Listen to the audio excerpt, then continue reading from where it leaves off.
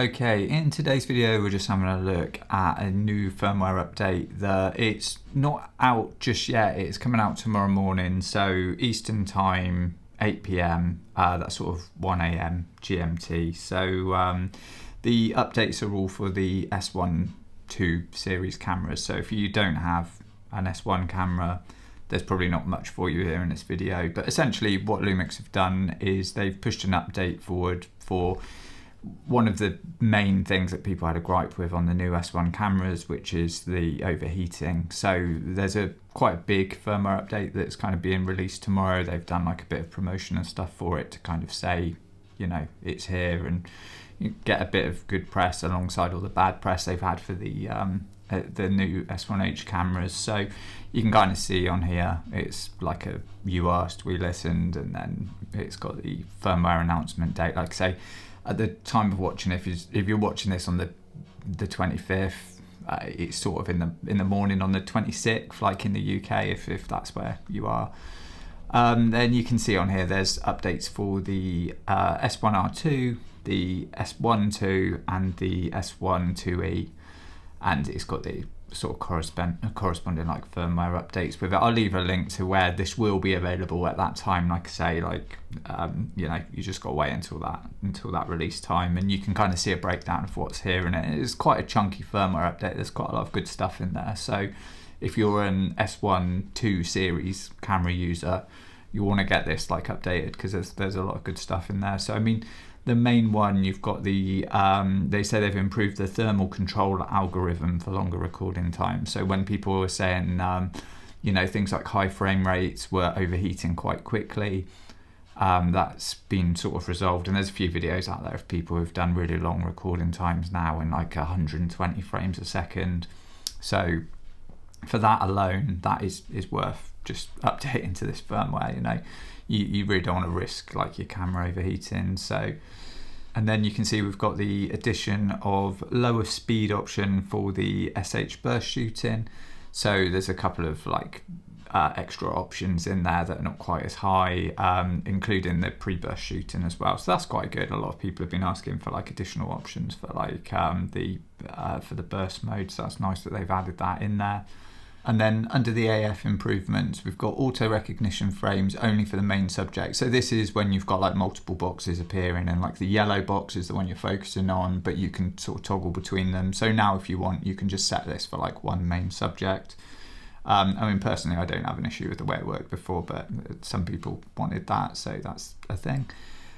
You've got the AF frame display for human eye recognition can be set to rectangular, so rather than the square box with the lines in it, you can set it to like a rectangular box. And you've got enhanced tracking AF stability through algorithm improvements. And to be honest, I mean, on any Lumix camera, the tracking AF is always awful. Like, I've never really had any success with using that. I've always found it's pretty bad. So, you know, that would be worth checking out to see if that's actually good. I mean, it's always been a bit bad, that. So yeah, but any improvement is always welcome in that. It's just one of those AF modes that's there, but I never really use it because it's just not reliable in any way. So that's good that they've made some updates in that. And then you can see under added video formats, we've got the option for low bitrate video format. MP4 Lite can now be selected. It's a bit of a bizarre size, but you know, quite nice that that's there. So you've got that for MP4 Lite. Is basically like the smallest kind of video size you can shoot for video. So, you know, not video you're going to want to like grade and do things with, or like shoot in log. It's just stuff that you want to shoot in one of the profiles, and then just, you know, dump it out to social media and things like that. So yeah, that's quite nice that you can have that on there as well. And then you can see there's improved compatibility with the new 100 to 500 L series lens, or S series, you know, L mount S series lens, and the teleconverter as well for that. So that's quite good if you've got that lens. And then this update has already gone for like the S9, S5 S5 It's basically the Lumix Flow update. So you've got the external monitor now. You can do you can apply LUTs to it in the live view. You get multiple frame markers, and you can show focus frames. And then under other functionality and improvements, you've got this, which is essentially just like a part of the display that just tells you that constant preview set to off. So, you know, if you use constant preview, it's quite useful to know if it's on or off on the camera and what the kind of final result's going to be.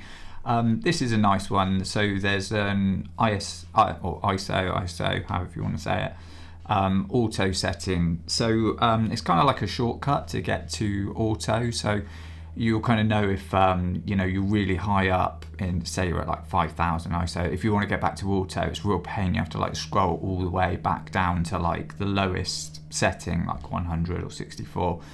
And then jump back into auto, whereas now they've set it so that you can actually shortcut back to auto really quickly. So that's quite a nice little feature. And then there's just a bug fix here for using false color and just the video quality between standby and recording mode. They've added a 1.6x display for anamorphic D-squeeze, which is quite nice. And they've got the base ISO sensitivity can now be visible on the ISO sensitivity setting screen when dual native ISO is set to auto. So again, just some like little features around the ISO settings, which is quite nice because you know, anything around that's quite useful. Being able to get to things quicker, being able to see the options quicker, it's just all quite useful. And then you've got the default setting for functions registered to the sub video record button. It's been changed to no setting in both photo and playback mode. It's not a massive thing. The processing time for focus stacking has been improved through algorithm enhancement, so that's quite good. If you do a lot of focus stacking, you don't have to spend as much time waiting for them to kind of process. And we've also got a menu that allows you to display the live view with the same quality during both standby and video recording modes has been added. And then you can see here there's like a little key, so kind of like an asterisk with a 1, it's just the S1 and S1R2, and then asterisk with the 2 is the S1 only, so you can kind of go through and you can see which ones are which as you kind of go through that. And then you've got this additional, which we sort of covered a second ago, but like the Lumix Flow version 1.4 update, so support for LUT view assist, multiple frame markers, and then the AF display on the external monitor as well. So like I say, if you've got a S1 camera, it's like a no-brainer really. You just like wait for this to come out and grab it when it comes out. But yeah, hopefully you found that helpful. If you did, give the video a like. If you want to see any Lumix tutorials, check out the playlist on this channel and please subscribe.